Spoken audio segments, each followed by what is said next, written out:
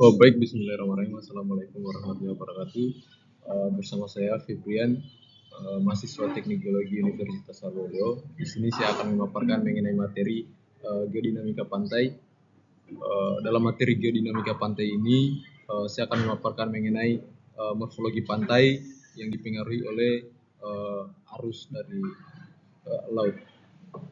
Dalam berbicara mengenai geodinamika pantai, ada beberapa faktor yang memang mempengaruhi dari morfologi-morfologi yang terbentuk pada pantai itu sendiri. Faktor-faktornya itu berupa arus, gelombang, pasang surut, maupun karstifikasi. Namun, pada pembahasan materi kita pada kesempatan kali ini, saya akan membawakan mengenai pengaruh morfologi akibat proses arus. Berbicara mengenai morfologi pantai, ada sebenarnya beberapa item-item yang memang mempengaruhi dari proses terbentuknya morfologi pantai ini. Namun di sini saya akan memaparkan mengenai morfologi pantai yang hanya terbentuk akibat proses arus. Di sini saya akan memaparkan ada 3 morfologi yang terbentuk, yaitu adalah tombolo, laguna, dan delta. Kemudian arus dan gelombang sangat berpengaruh pada pembentukan morfologi pantai, karena arus itu sendiri dapat mengangkut sedimen, kemudian membentuk tanjuk, teluk maupun delta. Artinya sedimen-sedimen yang dibawa oleh arus ini kemudian terdeportasi dan terendapkan di sebuah cekungan-cekungan yang memang pasir itu dapat terendapkan. Proses terbentuknya morfologi pantai ada 3 tahapan. Yang pertama tahapan erosi. Tahapan erosi ini yaitu adalah proses pengikisan material pantai oleh gelombang dan arus. Artinya media-media atau material-material yang ada di pantai itu diakibatkan oleh proses erosi yang terus-menerus akibat arus maupun gelombang sungai, yang kemudian yaitu adalah proses sedimentasi, di mana pada proses sedimentasi ini terjadi proses pengendapan material yang kemudian diangkut oleh arus maupun gelombang yang membentuk pantai berpasir maupun delta. Kemudian yaitu adalah pengaruh tektonik. Pengaruh tektonik ini berupa pergerakan lempeng bumi yang memberikan lipatan yang mempengaruhi garis pantai itu sendiri. Oke, yang selanjutnya yaitu adalah jenis-jenis morfologi pantai.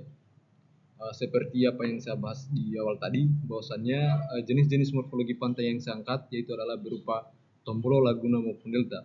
Oke, tombolo itu sendiri terbentuk dari sedimen pasir yang diendapkan oleh arus laut. Yang kemudian laguna, dia sebenarnya terbentuk oleh erosi gelombang pada batuan yang keras. Dia membentuk kolam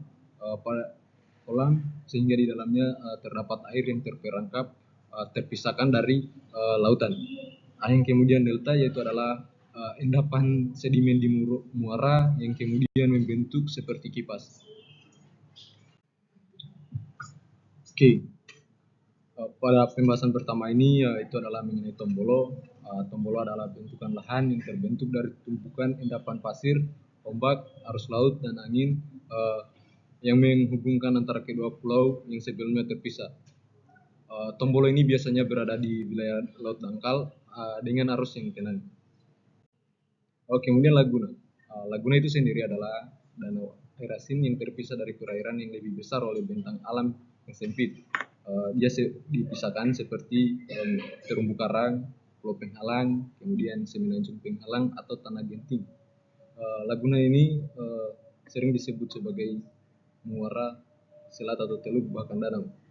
Di Indonesia contoh laguna ini sebenarnya banyak, seperti di Raja Ampat, kemudian Gunung Kidul, itu tersebar di seluruh Indonesia. Berhubung negara kita adalah suatu negara kepulauan atau archipelago, sehingga item-item ini tak lepas dari keterdapatannya di wilayah pesisir yang ada di Indonesia. Oke, yang kemudian yaitu adalah delta. Delta sungai yaitu adalah suatu endapan muara di sungai yang terbentuk ketika air sungai yang bertemu dengan perairan lain yang memiliki arus lemah atau diam. Dia membawa material sedimen yang kemudian mengendapkan, membuat sebuah daratan-daratan kecil yang terpisahkan oleh aliran-aliran air.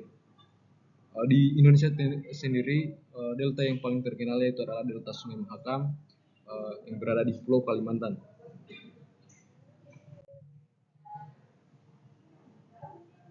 Ini keterlapatan morfologi pantai di beberapa wilayah yang di Indonesia seperti Tombolo yang ada di Kepulauan Bangka Belitung, yang kemudian Laguna yang ada di Raja Ampat dan Nusa Tenggara Barat. Selanjutnya delta yang seperti apa yang saya sampaikan tadi berada di Pulau Kalimantan. Mungkin itu sedikit materi yang memang menjadi presentasi saya pada kesempatan kali ini. Lebih dan kurangnya mohon dimaafkan. Zikir fikir amal saleh, walau mafiq ila Wassalamualaikum warahmatullahi wabarakatuh.